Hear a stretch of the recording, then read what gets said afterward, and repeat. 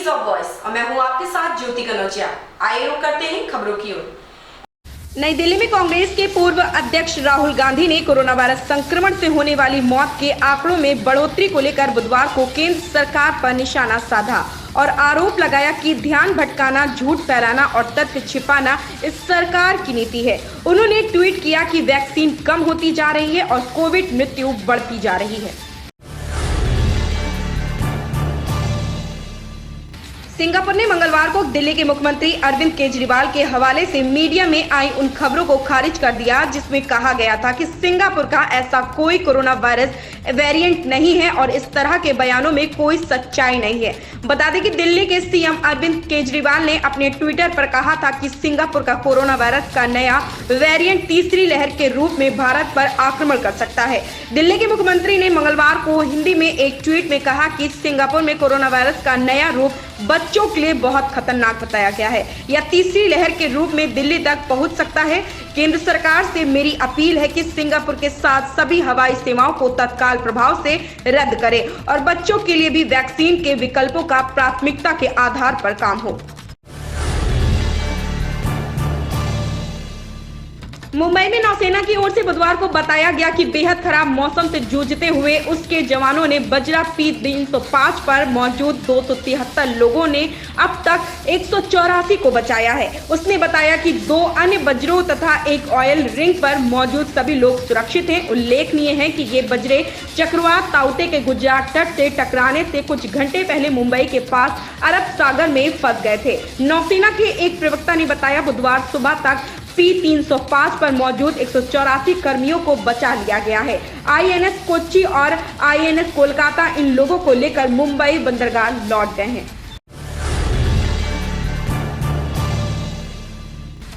भारत में एक दिन में कोविड-19 से 4,529 और लोगों की मौत के बाद देश में संक्रमण से जान गंवाने वालों की संख्या बढ़कर 2,83,248 हो गई है। केंद्रीय स्वास्थ्य मंत्रालय की ओर से बुधवार की सुबह 8 बजे जारी किए गए अद्यतन आंकड़ों के अनुसार एक दिन में कोविड-19 के 2,67,334 नए मामले सामने आने के बाद देश में संक्रमितों की संख्या बढ़कर 2,54,96,330 हो गई है। आंकड़ों के अनुसार उपचाराधीन मरीजों की संख्या में कमी आई है और अभी देश में 32,26,719 लोगों का कोरोना वायरस संक्रमण का इलाज चल रहा है, जो कुल मामलों का 12.66% है। राजस्थान के भाजपा विधायक गौतम लाल मीणा का निधन हो गया। वह कोरोना वायरस से संक्रमित थे। कोरोना संक्रमण से हालात ज्यादा खराब होने के बाद उनकी मौत हो गई। भारत मौसम विज्ञान विभाग IMD ने बुधवार को बताया कि चक्रवाती तूफान ताउते कमजोर पड़कर गहरे दबाव के क्षेत्र में तब्दील हो गया है और अभी दक्षिणी राजस्थान तथा निकटवर्ती गुजरात क्षेत्र में मौजूद है।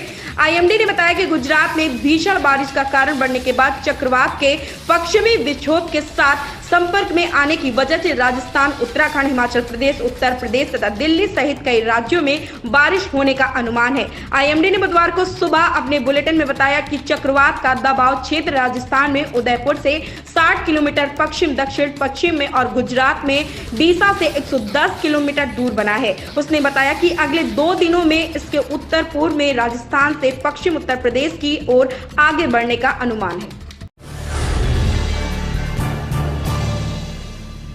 महाराष्ट्र के ठाणे जिले में कोरोना वायरस के 1,360 नए मामले सामने आने के साथ जिले में संक्रमण के कुल मामले बढ़कर 5,02,107 हो गए हैं। एक अधिकारी ने बुधवार को यह जानकारी दी है। उन्होंने कहा कि ये नए मामले मंगलवार को सामने आए हैं।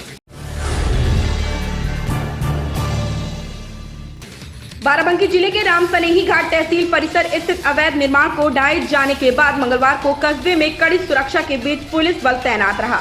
SDM वासियों ने भी विशेष वर्ग के लोगों के साथ बैठक कर सभी से अमन, चैन व शांति बनाए रखने की अपील की। उत्तर प्रदेश के प्रतापगढ़ जिले में मंगलवार देर रात को दर्दनाक सड़क हादसा हुआ। हादसे में 3 लोगों की मौत हो गई जबकि 2 लोग घायल हुए हैं। घायलों को अस्पताल में भर्ती कराया गया है। घटना लालगंज कोतवाली के लीलापुर में हुई है। यह ट्रक और स्कॉर्पियो में जबरदस्त टक्कर हो गई। हादसे में पिता पुत्र समेत 3 लोगों की मौत हो गई जबकि 2 लोग गंभीर रूप से घायल हो गए। हादसा रात करीब 2 बजे हुआ। मृतक प्रयागराज के रहने वाला है।